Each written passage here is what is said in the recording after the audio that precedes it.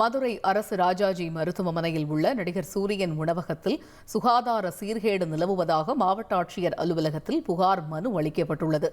இதுகுறித்த கூடுதல் தகவல்களை செய்தியாளர் பிரபு வழங்கிட கேட்கலாம். பிரபு, அந்த மனுவில் என்னென்ன தகவல்கள் இடம்பெற்றிருக்கிறது? அதாவது பிரபல திரைப்பட நடிகரான சூரியின் குடும்பத்தினருக்கு சொந்தமான உணவகம் ஒன்று மதுரை அரசு ராஜாஜி மருத்துவமனை வளாகத்திற்குள் செயல்பட்டு வருகிறது. குறிப்பாக கடந்த ஜூன் 2022 தொடங்கப்பட்ட இந்த சுமார் 434 சதுரடி பரப்பளவுக்கு மட்டுமே உணவகம் செயல்பட அனுமதி என்பது வழங்கப்பட்டுள்ளதாக கூறப்படுகிறது. இந்த நிலையில் அம்மன் உணவகத்தின் நிர்வாகத்தினர் செவிலியர் விடுதியில் கழிவுநீர் தொட்டி அமைந்துள்ள இடத்தில் விதிமுறைகளை மீறி கூடுதலாக 350 சதுரடிக்கு நிரந்தரமாக செட் அமைத்து ஆக்கிரமிப்பு செய்துள்ளதாகவும் அந்த மனுவில் குறிப்பிடப்பட்டுள்ளது.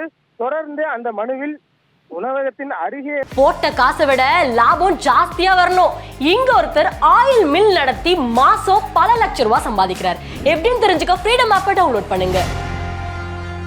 அமைந்துள்ள 10க்கும் மேற்பட்ட கழிவுநீர் தேங்கும் செப்டி டேங்குகளுக்கு நடுவில் தான் காய்கறிகள் வெட்டுதல், உணவு சமைத்தல், உணவுப் பொருட்களை பாக்கெட் போட்டு பேக்கிங் செய்தல் உள்ளிட்ட பணிகளை நடைபெற்று வருவதாகவும் சுகாதாரமற்ற முறையில் அந்த தயார் செய்யும் இடம் அமைந்ததாகவும் அந்த மனுவில் குறிப்பிட்டுள்ளார். தொடர்ந்து இந்த மனுவை மதுரை மாவட்ட ஆட்சியர் அலுவலகத்தில் சமூக ஆர்வலர் முத்துக்குமார் இன்று வழங்கினார். தொடர்ந்து இந்த மனுவின் மீது உரிய நடவடிக்கை எடுத்து அந்த உணவகத்தை சீல் செய்ய வேண்டும் என கோரிக்கை விடுத்துள்ளார்.